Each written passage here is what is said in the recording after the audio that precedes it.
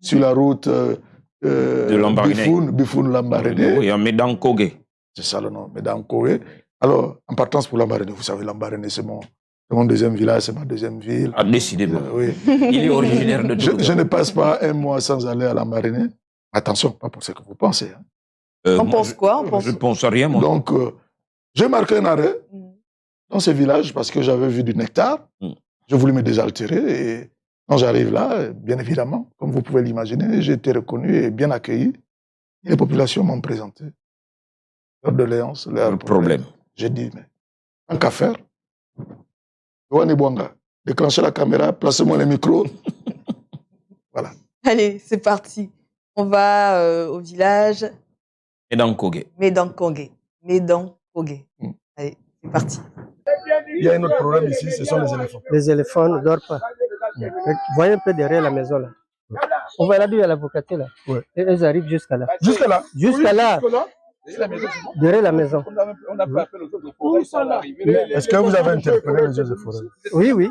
Mais qu'est-ce qu'ils vous disent? Rien, jusqu'à présent, rien. On vient seulement, ils filment, ils regardent, et puis ils filment, et puis ils s'en vont. Ça fait un peu longtemps depuis que les gens des eaux et forêts étaient là. Rien à signaler jusqu'à présent. Ils viennent la nuit ou la journée? Ils viennent à la journée, les éléphants. Oui. C'est à partir de 16 h. Et c'est un danger pour les enfants? Oui. La fois dernière, j'ai à bâtiment Palmier, là, ils ont croqué ça, cassé la dame Jean. Les bananes, on n'en a plus. On vit maintenant qu'il n'y a qu'avec ce que vous voyez là, les feuilles là. Viens, on va voir de quoi vivent-ils aujourd'hui. Donc vous ne faites plus les plantations aujourd'hui? Mais nous faisons la plantation, mais quand on fait, ils viennent toujours bouffer. Donc on travaille rien que pour les éléphants. Nous travaillons rien que pour les éléphants. C'est même un danger pour les mamans qui vont... En brousse, à tout moment, les croisements sont obligés de faire demi-tour. C'est bien le troupeau ou un seul éléphant? Non, ce sont les troupeaux des éléphants, ce n'est pas un seul. C'est depuis combien de temps comme ça? Ça fait depuis l'an 2000. Depuis 2 ans. Avant, vous n'avez pas ça? C'était pas trop comme ça. Avant, ça n'arrivait pas derrière la maison. Depuis quand vous avez interdit de les abattre? Oui, oui. Cela doit se sont multipliés. Même là d'où je suis allé mettre mes hameçons à l'autre tout à l'heure, là, je les ai trouvés là-bas, obligé de me cacher derrière les ouais? Ah ouais? Un troupeau d'éléphants, qu'est-ce que tu peux faire devant les troupeaux des éléphants? Nous sommes fatigués de ça. À tout moment, les gens des eaux et forêts là viennent là. La fois dernière, c'était il s'appelle comment? Le chef des eaux et forêts. On lui avait interrogé à la télévision. Il disait que pour qu'on tue les éléphants, il a fallu que les éléphants tuent d'abord quelqu'un. On ne sait pas comment, pour défendre les éléphants, il faudrait que les éléphants tuent quelqu'un avant de tuer les éléphants. À présent, on privilège les éléphants que les hommes. Tu tues les éléphants, on te met en prison. Mais si l'éléphant tue quelqu'un, on ne lui met pas en prison. Écoutez, votre message est passé. Les autorités suivent l'émission. Voilà. Le message est passé.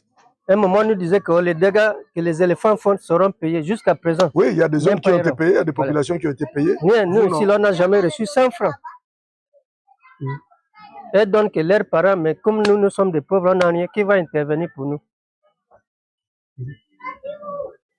C'est ça. Donc, pensez un peu à nous. Le gouvernement doit aussi penser à nous, que nous, la population du village, vivons maintenant qu'avec les filles, nous avons les enfants qui apprennent. On va les nourrir avec quoi?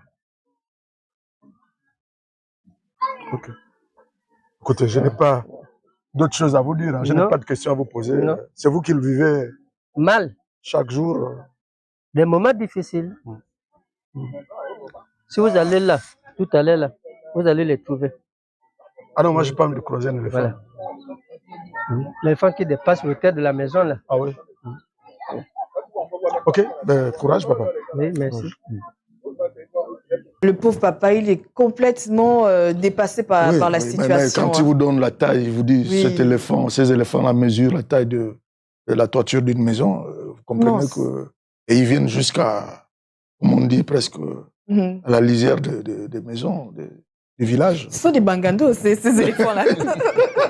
Mais ça a tout Vraiment des banganos. Vraiment des banganos. Alors, Dieudonné, comment mettre fin à ce problème? Ça va être compliqué, Fidji, Oui. parce que je me permets de prendre ce journal. Imaginez que ça soit la carte ou la superficie du pays. On a distribué les permis forestiers à l'intérieur. Et vous savez que les tracteurs, les ci, les ceci, font beaucoup de boucan. Détruisent les arbres qui produisent les fruits dont se nourrissent les éléphants. Alors, les éléphants font quoi? Ils fuient de l'intérieur de la forêt pour aller vers là où c'est tranquille. Donc, là où c'est tranquille, ce sont nos villages. C'est à côté de nos villages. C'est là où, dans les plantations, les zones qui sont cultivées. C'est là où il y a les plantations. Donc, vous comprenez que avec l'exploitation forestière, c'est difficile que le phénomène s'arrête. Est-ce qu'il faut les abattre? Le président de la République, tout récemment, a dit, je pense à rien. Bon, on a dit qu'il faut organiser des battues administratives. C'est-à-dire c'est-à-dire que lorsque vous avez constaté que les éléphants ont dévasté chez vous, vous saisissez le préfet et on mandate un chasseur attitré, mais rassurez-vous, l'éléphant qui a dévasté la plantation, comme il n'est pas mobile, il allait faire les dégâts ailleurs. Oui. Peut-être même que celui qu'on va abattre, c'est un innocent. Donc, c'est difficile de résoudre ce problème. On a pensé un temps soit peu que les barrières électriques pouvaient aider.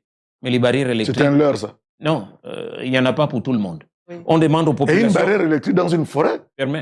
On demande aux populations de se mettre en coopérative. On n'a pas la culture de la coopérative. Nous sommes individualistes chez nous. J'ai ma plantation, c'est pour ma petite famille. Oui. Vous voulez que je me mette avec Fidji, qui est mon voisin du village avec qui je ne m'entends pas? Pour faire quoi? Ce n'est presque pas facile. Non, c'est pour faciliter l'installation des barrières électriques. Parce que si vous n'avez pas une plantation qui fait plus de 2 hectares, on ne peut pas vous installer une barrière électrique. Donc, si on se met en coopérative, mon hectare plus l'hectare de Fidji ou bien plus les 2 hectares de Fidji... Mais étant donné que ta plantation a un endroit Y, la mienne a un endroit V... Ce qu'on veut nous demander de faire, c'est de nous associer pour faire les plantations. Pour des terres qui ne sont pas forcément cultivables. Bon, peut-être, voilà. Parce que moi, là où je m'installe, ma terre est fertile. Et souvent, ce sont les terres ancestrales. Parce qu'on ne va pas... Donc, c'est un peu compliqué. Faire une plantation dans un endroit qu'on ne connaît pas. C'est un peu compliqué qu'on se mette en coopérative. Résultat, les barrières électriques ne sont pas disponibles pour tout le monde. Donc, ce n'est pas une solution. Mais aussi que, je viens de le dire, quand il y en a trop, il faut diminuer. Parce que si vous prenez une province comme le Goué-Vindo, ce n'est pas moi qui le dis, hein, c'est une étude des eaux et forêts et des parcs nationaux. Au kilomètre carré, il y a plus d'éléphants qu'il n'y a d'habitants. Ah oui? Oui, monsieur. Ce n'est pas moi qui le dis. Alors, si au kilomètre carré, il y a plus d'éléphants qu'il n'y a d'habitants... On risque de perdre le peu de population que nous avons. C'est déjà un problème. Oui. Faut-il les décimer tous? Ce n'est pas ce que je dis. Je dis qu'il faut juste un peu réguler. Il faut réguler. Oui. Il faut réguler. Parce qu'à ce niveau, bon... Imaginez le village où vous étiez, chers messieurs. Les pauvres. Ils ont quoi? Ils ne vivent que des fruits de forêt, des produits de forêt, je veux dire. Encore donc, s'ils n'arrivent plus à aller à la plantation... Encore que savent-ils même ce qu'il faut aller raconter au préfet? Mais ils l'ont dit à la télévision. C'est compliqué. C'est le village de l'ami des routiers. Bon, il faut peut-être aussi qu'on fasse beaucoup de sensibilisation dans tous les villages pour donner la procédure à tout le monde. Je pense que c'est important. Vous le dites parce que vous êtes un spécialiste de l'environnement. Donc, on imagine c'est des pistes de solutions que je donne. Hein. Pour le ministère, puisqu'aujourd'hui, il y a désormais un ministère chargé du conflit homme-faune. Oui. Vous, M. Koumba, je pense que vous pouvez être aussi un bon porte-parole, comme je le suis pour la task force, comme je le suis parfois pour le gouvernement, et parfois pour tous ceux qui sont lésés. Et Fidji, je vais finir par là. Je ne sais Mais pourquoi tu esquisses un sourire? Fidji, je ne sais pas si tu as remarqué qu'autour du bâtiment de Gabon Télévision, il y a beaucoup de pigeons sauvages. Effectivement. Tu sais à quoi c'est dû? Les animaux sont très intelligents. Les pigeons sont... Moi, j'aime bien quand tu me parles des animaux. Les pigeons sont très chassés. Les pigeons sont très chassés dans l'arrière-ville.